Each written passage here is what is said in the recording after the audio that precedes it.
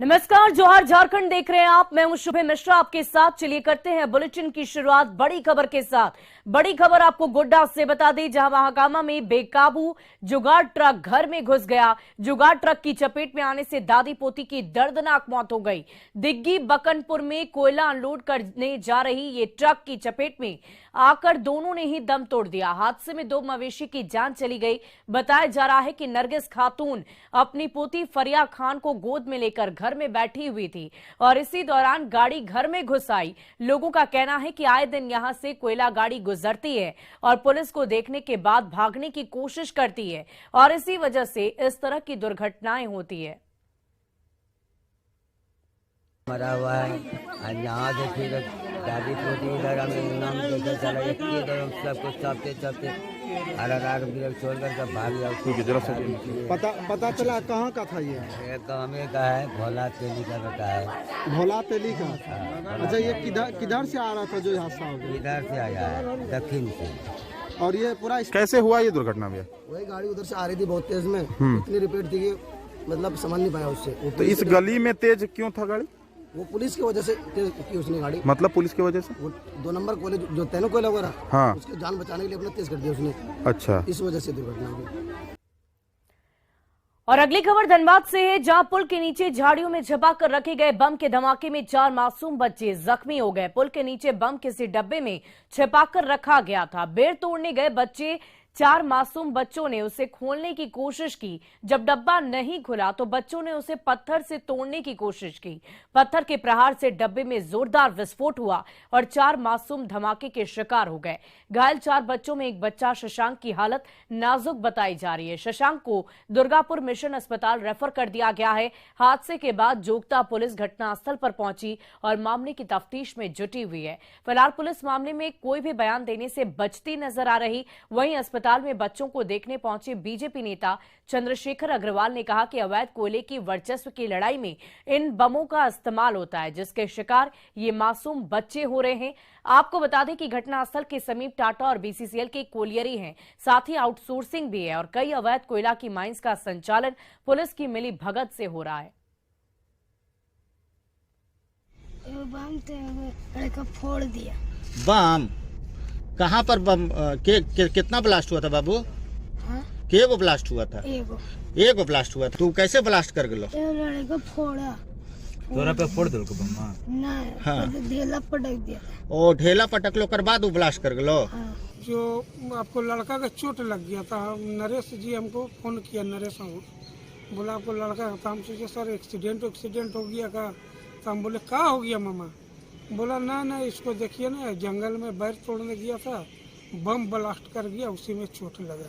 ये बच्चा कहीं ले जा रहे हैं? शशांक बच्चा को ले जा रहे हैं। क्या नाम है इसका? शशांक। क्या हुआ है इसको? मतलब कि खेल कूद रहा था बच्चा, बैर तोड़ने के दरमियान ढेला मारा है और क्या ब्लास्ट किया उसको पता नहीं। जिस भी मंशा से रखा लेकिन नाहक एक बच्चा उसके चपेट में आता है और उसके अभी हम देख रहे हैं कि उसके दोनों हाथ वो अपने खो चुका है। पैर में काफ़ी जहर अच्छी तरह फैल रहा है। डॉक्टर यहाँ पे जलान में इसको रेफर कर। जिस तरीके से ये बम तो निश्चित रूप से कोयलेरी के लिए और कोयले के लूट के लिए वर्चस्व के लिए रखा गया है। तो वर्चस्व केवल कोयला बीसीसीएल से खरीद के बेचने के लिए वर्चस्व नहीं है, ये अनैतिक रूप से कोयले को उठा करके बेचने के वर्चस्व के लिए है। जिस पैसे को लोग कमाने के लिए इस तरह का वर्चस्व कर रहे हैं, अगर जिंदगी ही नहीं रहेगी तो ऐसा पैसा कौन काम का है। धनबाद जिले के जोगता थाना अंतर्गत रूसी बिहार जाने वाले पुल के पास बम धमाका होने की बात कही जा रही है। बताया जा रहा है कि 4 बच्चे बैर तोड़ने के लिए वहां गए हुए थे और इसी दरमियान वहां पर कोई डब्बा था और उसको खोलने का प्रयास किया और जब वह डब्बा नहीं खुला तो किसी पत्थर से उस पर चोट किया। पत्थर से चोट करने के साथ ही वह डब्बा ब्लास्ट हुआ और जिसमें 4 बच्चे घायल हुए हैं। धनबाद शहर के जलान अस्पताल में है और यहाँ पर 3 बच्चों को लाया गया और एक बच्चे का इलाज जो है सो लोकल स्तर पर चल रहा है। उन 4 बच्चों में एक बच्चे की स्थिति गंभीर बताई जा रही है और यहाँ पर जब हमने उन बच्चों के परिजन से बात किया तो उन्होंने कहा कि घर से सूचना मिली थी कि कोई बम धमाका हुआ है और उनके बच्चे उस बम धमाके में घायल हुए हैं। फिलहाल मौके पर पुलिस जांच पड़ताल कर रही है और उन बच्चों का यहां पर इलाज चल रहा है, लेकिन बम कहां से आया और किन लोगों के द्वारा रखा गया था, इसकी जानकारी अब तक नहीं मिल पाई है। संजय गुप्ता, न्यूज़ 18, धनबाद। और ऐसे में न्यूज़ 18 पूछता है सवाल कि आखिर ये बम कहां से आया, किसने बम को वहां पर छिपाकर रखा था। उन झाड़ियों के बीच में इस बम को छिपाकर आखिर किसने रखा। क्या किसी बड़ी घटना को अंजाम देने की तैयारी थी जिसके शिकार ये बच्चे हो गए। ये तमाम सवाल उठने लाजमी हैं, क्योंकि ये बम वहां पर पहुंचा कैसे, आखिर इस सवाल का जवाब भी तो मिलना जरूरी है।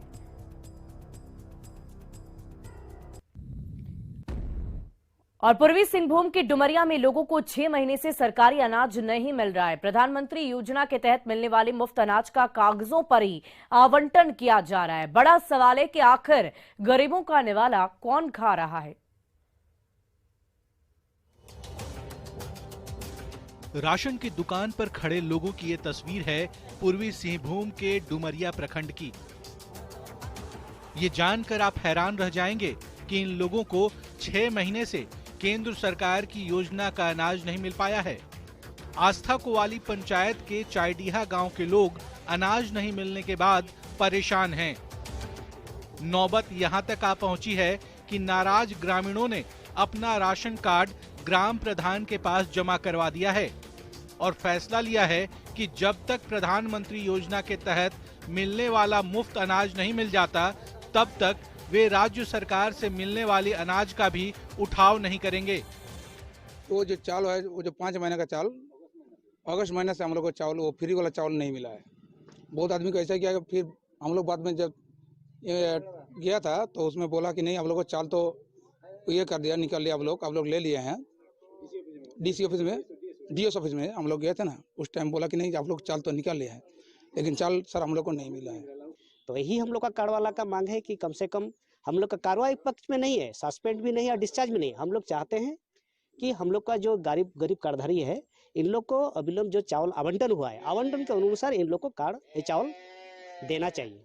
यहाँ जितना कार्डधारी है ना, सब लोग यहाँ बैठ कर के जो कार्डधारी लोग बोला जो नहीं, हम लोग को पहले का चावल नहीं मिला तो हम लोग कार्ड एक ही जगह में हम लोग जमा कर देगा और प्रधान का पास में जमा कर देगा, वो कार्डधारी लोग बोल रहा है। ग्रामीण कई महीने से सरकारी दफ्तरों की खाक छान रहे हैं।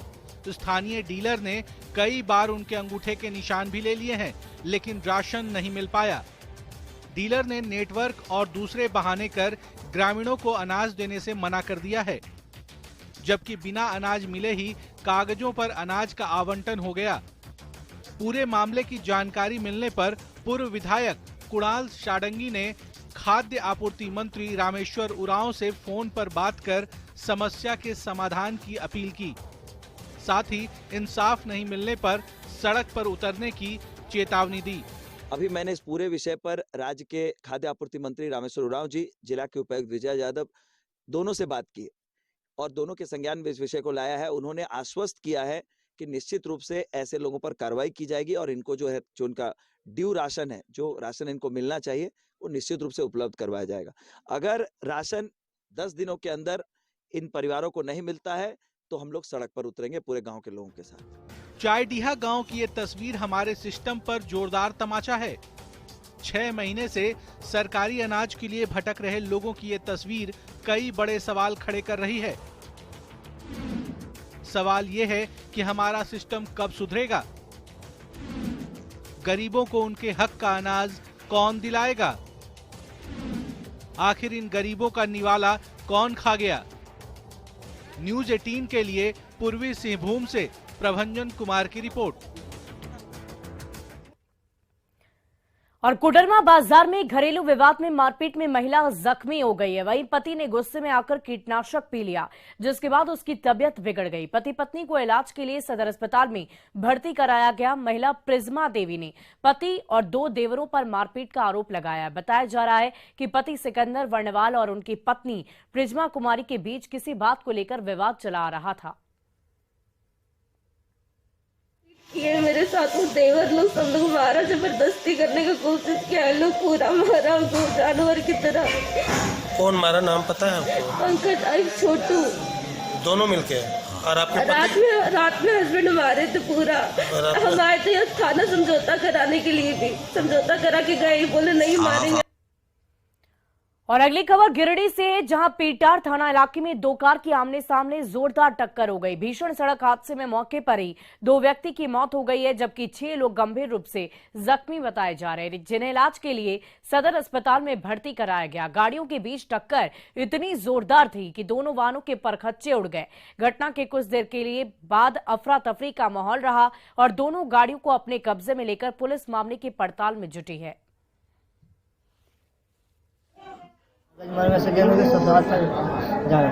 ससुराल कहाँ था इसका? गोमो था। तो इन लोग गाड़ी कहाँ पर बैठा था? वहाँ से कौन चीज से जा रहा था इन लोग? मारुति से जा रहा था। तुम्हारा घर कहाँ हुआ? मोहल्ले। अच्छा। और राजधानी रांची के दशम फॉल थाना क्षेत्र में युवक अनिल महतो की हत्या का पुलिस ने खुलासा कर दिया है। पुलिस ने 2 आरोपियों को गिरफ्तार किया है। हत्या की वारदात को दोस्त ने ही अंजाम दिया। मृतक ने मरते वक्त आरोपी दोस्त से कहा था कि क्या इसी के लिए मुझे मेला घुमाने लेकर अपने साथ लाए थे। दरअसल पूरे मामले में अनिल महतो को नई बाइक खरीदना महंगा पड़ गया, क्योंकि उस बाइक पर उस दोस्त की बुरी नजर पड़ गई। अनिल महतो के दोस्त शिवचरण मुंडा को अनिल की एक बाइक पसंद आ गई और उस बाइक को पाने को लेकर उसने अनिल के हत्या की योजना बना डाली। नया हीरो होंडा मोटरसाइकिल अभी हाल में ही खरीदा था, ग्लैमर मोटरसाइकिल थी। यही लालच ने उसको दिल में, इनके दिमाग में डाला शिवचरण को कि नहीं, इस मोटरसाइकिल को हमको किसी न किसी तरह से ले लेंगे और लेके और इसको बेच के पैसा हमारे पास आएगा। और अपने ही साथी को ले आया, बुला के बरगला के। रास्ते में इसी के गाड़ी पे बैठ के भी आया वहाँ से, डंडा साइड से। और डंडा ये जो देख रहे हैं आप, इसको वहाँ से जंगल से काटा, बोला कि हम लोग इसको लेके चलेंगे, काम आवेगा कभी कभी जानवर उन्होंने को भगाने में जब ड्यूटी करते हैं तो उस वक्त। और मेला देखने के क्रम में आया, डंडा लिया, उसके बाद उसके सर पर प्रहार करके गिर गया। और उसकी अंतिम आवाज़ जो उसकी निकली, बोला कि यही करने के लिए मेरे साथ दोस्ती किया और आए हो, और फिर गिर गया। बाद में अंततः कई बार प्रहार किया, जिसकी वजह से ऑन स्पॉट ही वो डेथ कर दिया था। और साहिबगंज के राजमहल में उत्तर वाहिनी गंगा नदी तट पर 3 दिवसीय राजकीय महाकुंभ माघी पूर्णिमा मेले का उद्घाटन हुआ। कृषि मंत्री बादल पत्रलेख ने मेले का उद्घाटन किया और उद्घाटन के बाद मंत्री ने गंगा नदी में पूजा अर्चना की और मां गंगे का आशीर्वाद लिया। कृषि मंत्री ने सरकार की हर योजना को धरातल पर उतारने की बात कही। नगर में मिलती है, प्रेषित करता हूँ। इसको कुंभ का दर्जा, जब राजकीय मेले का दर्जा हुआ है, कुंभ का भी दर्जा आने वाले दिनों में मिलेगा। आप सब समझ जाइए कि ये एक बासुकीनाथ बाबा वैद्यनाथ का सच्चा सेवक बोल के जा रहा है। और कोई चीज की कवायद होती है तो वो एक न एक दिन फलता है। भले श्रेय हमारे सर पे लगे और भाई बंधुओं को, यहाँ के सभी जिम्मेदार नागरिकों को आश्वस्त करता हूँ। वहीं जमशेदपुर में कुर्मी सेना ने कुर्मी न्याय पदयात्रा निकाली। कुर्मी समाज को एसटी में शामिल करने की मांग को लेकर न्याय यात्रा निकाली गई। कुर्मी सेना के प्रदेश अध्यक्ष ने कहा कि कुर्मी समुदाय को एसटी में शामिल करने की मांग 72 साल पुरानी है, बावजूद इसके केंद्र और राज्य सरकार गंभीर नहीं।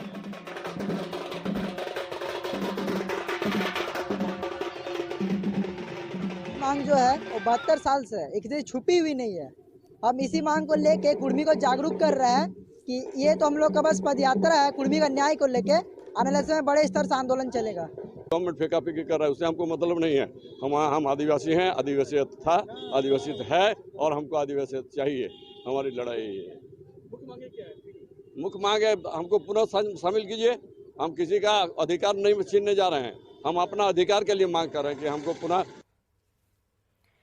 और गुमला के एसपी कुरुम गठज्ञ के नक्सल प्रभावित कुकरंजा गांव पहुंचे और एसपी यहां पर ग्रामीणों की समस्या से रूबरू हुए। एसपी के विशेष प्रयास से गांव में मोबाइल टावर लगाया गया।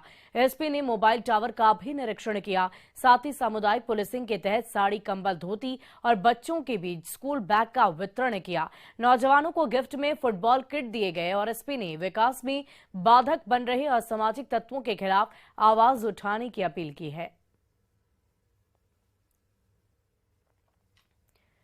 और चाईबासा के गांव में माघी पर्व की धूम है। आदिवासी समुदाय के लोग बड़े ही धूमधाम से इस पर्व को मना रहे हैं और इस दौरान समुदाय के लोग पारंपरिक तरीके से पूजा अर्चना करने के साथ ही ढोल मांदर बजाकर सामूहिक रूप से पारंपरिक नृत्य कर पर्व की खुशियां मना रहे हैं। इस दौरान पीपुल्स वेलफेयर एसोसिएशन के सचिव डॉक्टर विजय सिंह गागरई ने विभिन्न गाँव में जाकर मुंडा को मांदर और नगाड़ा के साथ धोती, साड़ी, गंजी देकर सम्मानित किया।